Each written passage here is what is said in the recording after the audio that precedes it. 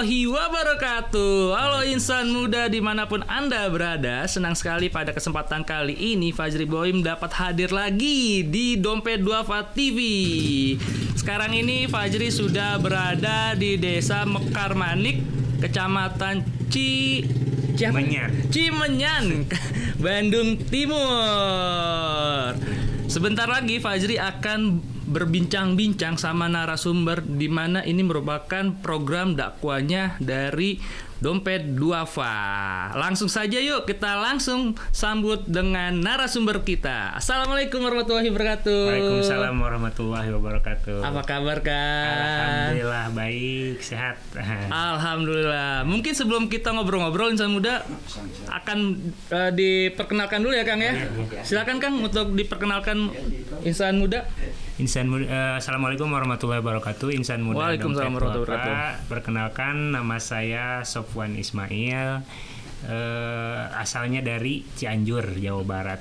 Sekarang alhamdulillah diberikan amanah bertugas di Desa Mekarmanik, Kecamatan Cimenyan, Kabupaten Bandung. Bandung Timur ya Kang ya. Iya. Nah, di Desa Mekarmanik ini ada program apa nih Kang? Jadi sesuai dengan program ini, yaitu dai pemberdaya, berarti saya... Apakah dainya sambil mancul terus syiar gitu kan? Jadi bedanya dengan dai-dai yang lain itu, artinya program-program yang lainnya, dai pemberdaya itu di situ berarti kan dainya beliau itu harus berdakwah. Nah, metodenya dengan cara pemberdayaan. Apa yang pemberdayaan itu? Yaitu memberdayakan masyarakat yang ada di wilayah yang ditugaskan tersebut. Gitu. Seperti apa Kang? Contohnya Kang? Seperti misalkan saya ditugaskan di desa ini, Desa Mekarmanik ini. Kita lihat asesmen dulu. Apa nih potensi daerah ini yang bisa dikembangkan supaya masyarakat itu secara ekonomi mereka tercukupi. Oke. Karena kalau ekonomi mereka sudah tercukupi, ibadah pun jadi tenang. Gitu. Oh, benar ya. Itu salah satu faktornya ya. Faktornya begitu. Karena kalau kita cuma ngasih ayat aja ngaji terus mereka makannya masih kurang, terus ekonominya masih luluh lantah, kelaparan segala macam gitu ya. Ibadah juga nggak husu ya. Malah mereka ya cuma ngeluh-ngeluh aja gitu. Itu ya Mas Boim ya. Kalau Ustadz sendiri nih Ustadz nih sudah ada berapa jamaah nih Ustadz nih? Jamaah untuk saat ini yang istiqomah, kalau kan saya membina 2 kampung. Yang pertama kampung Cikawari, ini kampung tutupan yang satu lagi. Jadi di kampung Cikawari ini sekitar 100 jamaah yang konsisten ya. 100 jamaah ya? Yang konsisten, yang istiqomah lah, termasuk anak-anak gitu. Kemudian di kampung tutupan hampir sekitar kalau bapak-bapak sama ibu-ibu ada 30 jamaah. 60 lah, 30 sampai 60 jamaah spernya. Untuk anak-anaknya 15 gitu. Nah kalau untuk sebelum-sebelumnya Ustadz nih ya. Tadi kan Ustadz bilang kan dari Cianjur nih Ustadz nih ya. Tiba-tiba pindah ke Bandung Timur gitu Ustadz ya. Boleh ceritain nggak sih Ustadz terkait dengan masyarakat yang sosialisasi di sini seperti apa Ustadz? Jadi ceritanya ketika saya ikut program ini, programnya dari Cordova? Ya, program dari Cordova ini. Pertama, saya punya motivasi atau punya kata-kata dari guru saya gitu, khairun nas anfa'uhum linnas. Jadi sebaik-baiknya manusia itu yang bermanfaat untuk orang banyak. Nah, berangkat dari situ saya punya motivasi untuk bagaimana diri saya bisa bermanfaat. Nah, karena itu bisa juga jadi ladang ibadah kita nanti di akhirat. Nah, kebetulan bertemu dengan Cordova dan mempunyai program yang sama-sama satu visi. Akhirnya saya berangkat ke Desa Mekarmanik ini. Dulu waktu di Cordova angkatan keberapa Ustadz? Angkatan kedua. Sekolah dai angkatan kedua di tahun 2020, angkatan corona. Angkatan corona berarti lulusan corona juga. Jangan corona. Bahkan waktu itu dai-dainya ketika sudah beres ada yang dikarantina sampai 2 bulan gitu. Tapi saya alhamdulillah enggak gitu. Saya langsung ditugaskan di Desa Mekarmanik ini. Nah, sebelum kita ngobrol lebih lanjut nih Ustadz nih. Ustadz kan lulusan kedua Cordova nih. Awal mula tahu Cordova itu gimana Ustadz? Padahal kan Cianjur ya, wilayah Cianjur yang notabene memang jauh dari pusat keramaian ya. Itu gimana Ustadz? Saya kenal Cordova. Saya awalnya karena saya dulu mondok itu pesantren ya, mondok itu di Bogor, di Parung. Kebetulan waktu masih di pondok itu kalau sakit itu ke rumah sakit Dompet Duafa. Oh iya. Rumah sakit Dompet. Jadi saya tahu sebenarnya Dompet, tapi tahunya itu rumah sakit. Cuma tahunya itu aja. Nah kemudian waktu sudah lulus ya dari sana, udah berapa tahun? Udah 3 tahunan. Saya kan aktif di sosmed juga kan. Aktif di sosmed. Terus saya lihat-lihat di sosmed ada gitu ya, open recruitment gitu untuk program dai pemberdayaan dari Cordova. Ya saya coba-coba aja bismillah gitu ya. Alhamdulillah gitu saya maksudnya masuk seleksi dan masuk dalam kriteria yang Cordova butuhkan waktu itu ketika itu. Dan alhamdulillah sama gitu, satu visi ketika saya sudah masuk di sekolah dai, karena tujuan Cordova itu yaitu berdakwah yang wasatiyah, itu yang tidak ekstrim, kemudian masuk di semua kalangan ya. Benar gitu. Nah setelah Ustadz dipindahkan ke sini, ditugaskan di sini, sebelum Ustadz ditugaskan, Ustadz bagaimana budaya masyarakat sekitar si Ustadz? Nah ini Mas Boy, jadi sedikit cerita juga kenapa harus di Desa Mekarmanik. Ternyata setelah saya observasi, ngobrol-ngobrol dengan yang punya wilayah ya, Dompet Duafa Jawa Barat, ternyata di Desa Mekarmanik ini merupakan salah satu misi misionaris menyebarkan agamanya di sini. Jadi di sini itu merupakan daerah rawan akidah. Nah, daerah rawan akidah, makanya sebelum saya ke sini sudah ada program Dompet Duafa, yaitu Dede Farm. Yang mana kan karena di sini rawan akidah, sehingga kalau misalkan Idul Adha itu mereka nggak ada kurban gitu, nggak ada. Berarti dalam kategori cuek gitu ya Ustadz ya? Cuek karena nggak ngerti apa sih faedah. Iya. Nah, terus di sini juga selain rawan akidah, di sini masyarakatnya penganut dulu itu banyak menganut Sunda Wiwitan, ya. Sehingga kenapa mereka bisa ikut ke ke golongan itu, karena di sini memang nggak ada sosok tokoh agama yang bisa diikuti gitu. Nggak ada sama sekali? Nggak ada. Karena waktu saya kesini tuh saya masih ingat itu, ketika saya datang ke sini, saya lihat di masjid itu ketika maghrib itu nggak ada yang adan gitu. Padahal ada masjidnya? Ada masjidnya, nggak ada yang adan. Terus akhirnya saya adan, saya qomat, saya sholat sendiri itu waktu itu ya. Merangkap semuanya Ustadz ya berarti ya.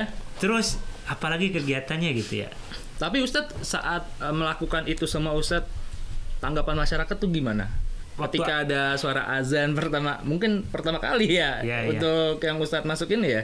Itu gimana Ustadz? Ini masyarakat ya kepo ya, maksudnya kepo ketika saya awal-awal kesini, saya aktif di masjid gitu ya. Mereka kepo siapa sih gitu kan, otomatis kenalan. Kalau sore itu mereka kan suka main poli di sini tuh orang-orang aktivitas olahraga lah ya. Jadi saya ngobrol-ngobrol. Kemudian selain itu juga di sini nggak ada kegiatan belajar ngaji mengaji. Jadi Mas di daerah sini nih, di Kampung Tutupan sama Kampung Cikawari RW 9 khususnya. Jadi untuk mengaji itu harus ke bawah ke RW 11 yang tadi. Jauh ya berarti ya? Sekitar 10 km.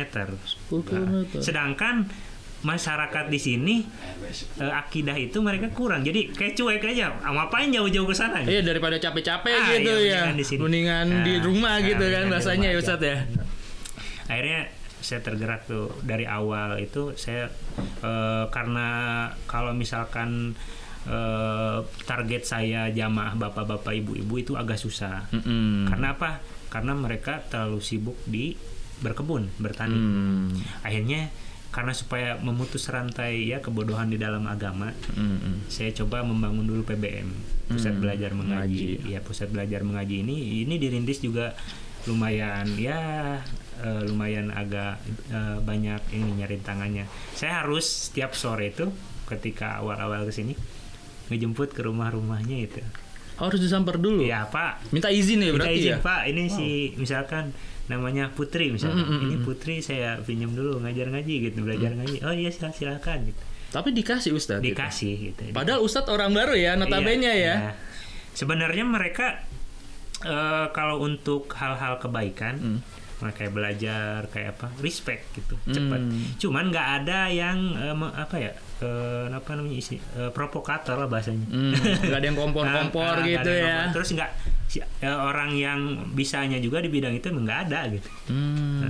Memang kebutuhan SDM untuk mengajar ngaji ini memang kurang ya di sini ya. Kurang.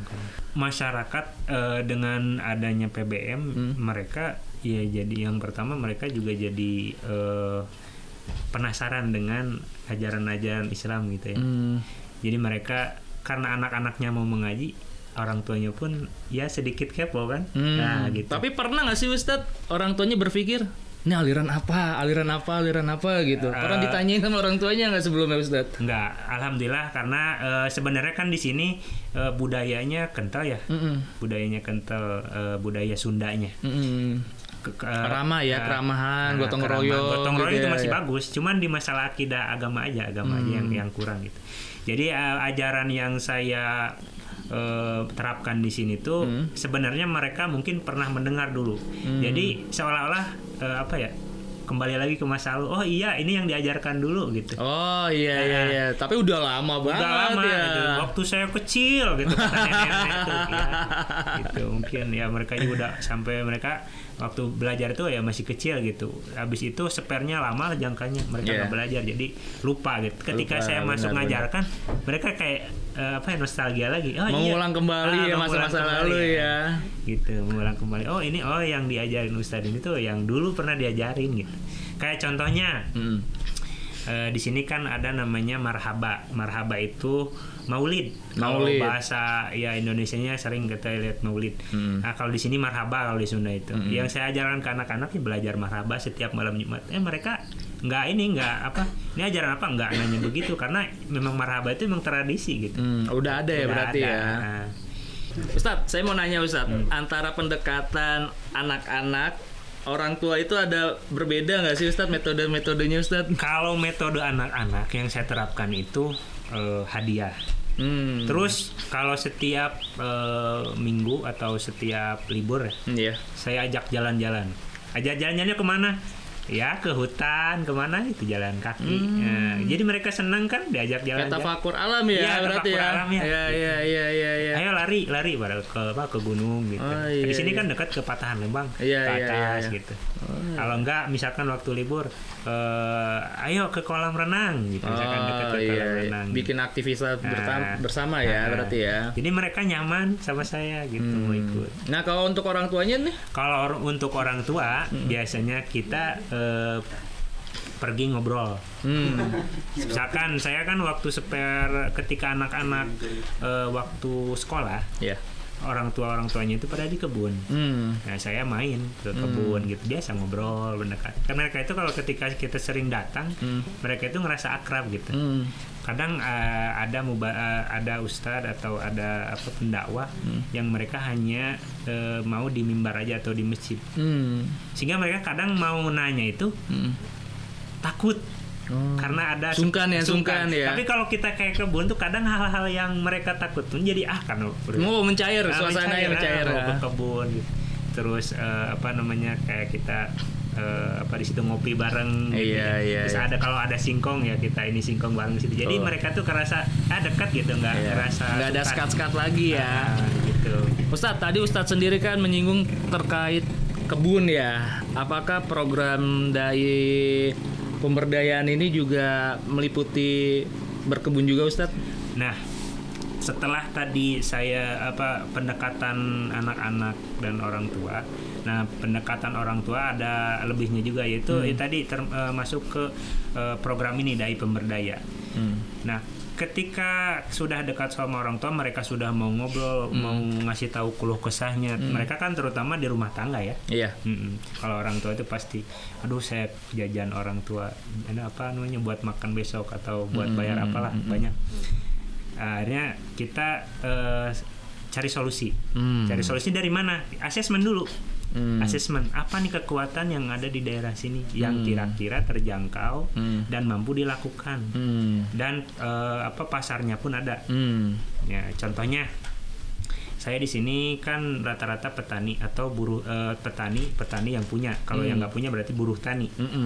Nah, kalau yang buruh tani mereka membuat kelompok. Di skala kecil mereka berkelompok misalkan 3 orang. Iya. 3 orang saya kasih modal. Saya kasih modal. Misalkan ini modalnya Pak buat ini tanam bawang. Nanti bawangnya setelah diproduksi sekitar 3 bulan dipanen. Hasilnya untuk siapa? Untuk yang itu, untuk yang tanam gitu, untuk yang mengelola. Bagi hasil ya berarti hasil, ya. Terus modalnya kemana lagi? Kalau belum cukup ya modalin lagi. Maksudnya diputerin lagi. Kalau memang sudah nanti sudah jadi muzaki ya. Iya.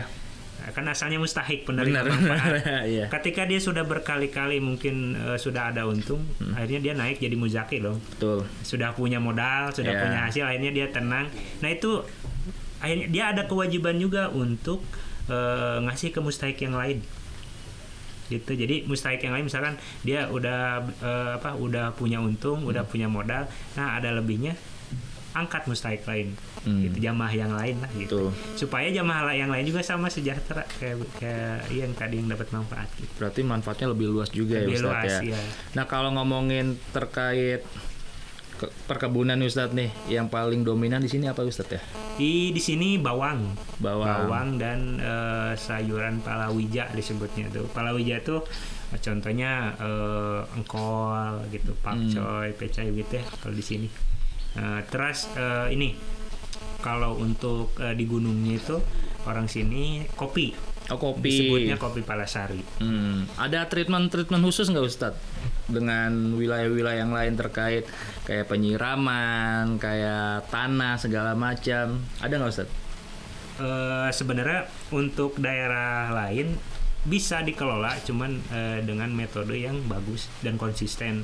Sebenarnya untuk tani itu di daerah manapun bisa.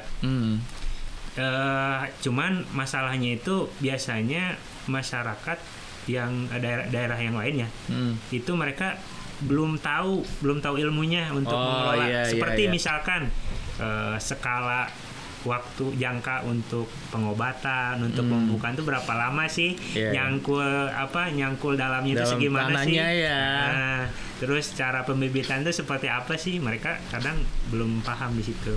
Sehingga sebenarnya kalau pangan ini semua petani bisa, sebenarnya sejahtera masyarakat sebenarnya gitu. Misalkan yang punya yang dapat manfaat pertama ya pengelola itu misalkan 3 orang itu ataupun 2 orang, mereka itu mau panen, otomatis kalau panen berdua itu nggak mampu gitu, karena misalkan kebun cabenya sekitar 1.000 pohon, kalau berdua nggak beres sehari gitu. Bener. Akhirnya yang ngambil jamaah yang lain gitu, yang ikut ya jadi akhirnya mereka kebagian manfaat juga dari situ gitu. Selain mereka yang dapat manfaat pertama itu yang punya yang mengelola, mereka dapat manfaat, tetangganya pun ataupun jamaah yang lain dapat manfaat dari mana? Dari panen itu. Kan setiap panen mereka kalau di sini tuh ada gajinya gitu ya. Iya. Ada upahnya ya. Ada upah. Ya mereka dapat upah kan otomatis. Terus mereka juga jadi dekat sama kita dong. Yang mungkin yang sudah si jamaah tadi yang sudah ada di lingkungan dakwah gitu. Benar. Nah untuk kedepannya Ustadz, apa yang mau dilakukan Ustadz selaku dai pemberdayaan dari Kops Dompet Duafa Ustadz? Untuk kedepannya, jadi untuk kedepannya itu saya rencana di tahun 2004 khususnya itu memperbanyak lagi penerima manfaat. Kalau sekarang mungkin kan skalanya kecil karena ya terbatas dengan dana gitu. Untuk sekarang mungkin PM seperti pemberdayaan ternak kelinci itu hanya 1 orang. Untuk target 2024 itu sekitar 5 orang. Bahkan kalau bisa di akhir 2024 itu menjadi 10 orang. Oh, berarti step by step ya. By step, iya. Nah, Ustadz, karena keterbatasan waktu juga nih Ustadz nih, mungkin ada kiat-kiatnya nih untuk insan muda nih yang mau bermanfaat untuk lingkungan yang terdekatnya dulu Ustadz nih. Oh, ya kiat-kiatnya begini kalau untuk insan muda ini ya. Jangan gengsi yang pertama ya. Jadi orang bermanfaat itu sangat membahagiakan gitu ya, sangat seru gitu orang jadi bermanfaat itu.